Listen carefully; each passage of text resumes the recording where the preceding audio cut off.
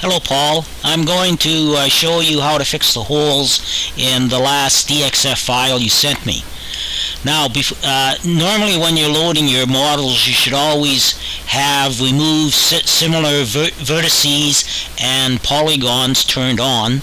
They're also turned on underneath the prefs menu here. This will get rid of all duplicate vertices and polys when you load your model. Now, I had your model loaded last in AccuTrans, so I'll just press the reload button and it brings it in. Now, when you're working on your model, when you no longer want lines and point clouds, all you have to do is go to the Tools menu and click Erase Lines and Point Clouds on all layers, and they will disappear. Now, I'm just going to reset the point on the model where the camera is looking at, so I'll click with the middle mouse button and that brings it up on the screen. So I'm going to do a watertight check, and okay, we've got meshes have holes, yes. Now I'm going to turn off the two layers with meshes on, and you can see these three where the holes are. The watertight check doesn't go across layers, it's on a per layer basis only, so you will always get holes until the layers are merged together. Now you have two real holes in the object. You'll see a little spot on the screen right here, that's one of the holes, and the other hole's up in the other spot. So what I'll do is I'll turn all the layers back on again. And now if I just rotate the model a little bit, if you watch here and if you watch down here, you'll see two little red flashes of lights. Those are your two holes. Little ones are hard to find. Now, to make it easier to see where the red is against the shape of the object, I'm going to click on this button, which is the same as using the Layers, Adjust Lights and Materials menu. And this opens up another dialog box, and I'll move this onto the screen. And right now it's sitting on the lights page. Now, to select one of the layers on the model, I'll just put the cursor over it and click the right mouse button, switch the layers page, selected the object, and we've got all kinds of properties we can change.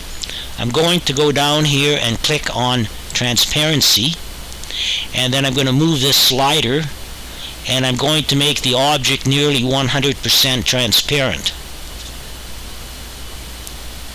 You can set it at all kinds of different transparencies, and that helps makes it easier to spot the red lines for the holes.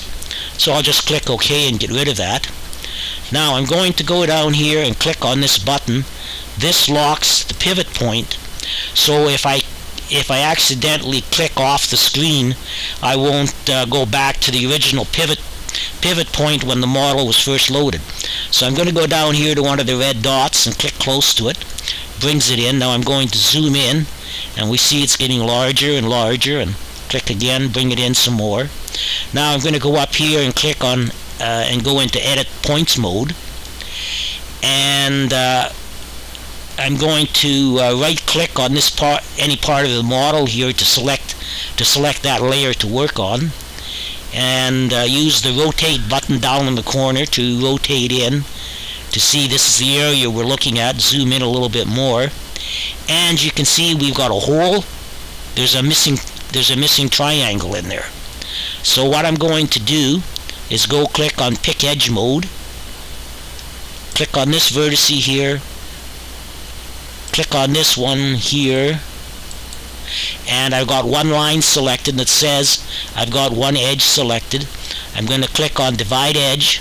The line was divided in half. Now I'll click on Pick Vertice, go down here, click on that new vertex that went in, click on Snap to Grid, click on the spot we want to move to, click OK. That hole is fixed. Now if I zoom back out, the easiest way, I'm going to go back out of edit mode, and we want to fix this other one. It was way over here, so I'll click move in, recenter, move in some more. Okay, there's our hole. I'll go back into edit mode and we can see the hole through there again. Go to pick edge and pick one vertex, pick the vertex on the opposite end. Okay, do divide edge, pick vertex, select it, snap to vertex, click OK, and we'll exit out of here, and we've got the holes fixed. Now what I'm going to do is clear out the whole layer, so it's gone now. I'm going to do merge all to merge all the layers together, and this got rid of our transparency, made everything totally opaque. Or I could have gone to the layers menu and selected make all opaque, and I could have made all the layers opaque that way. And if I do a watertight check, meshes are watertight, we're fixed up, ready to go. Now those are the easy holes to fix. You'll find holes that'll take they're a little bit harder to fix, and I'll probably have to show you how to fix those. Goodbye.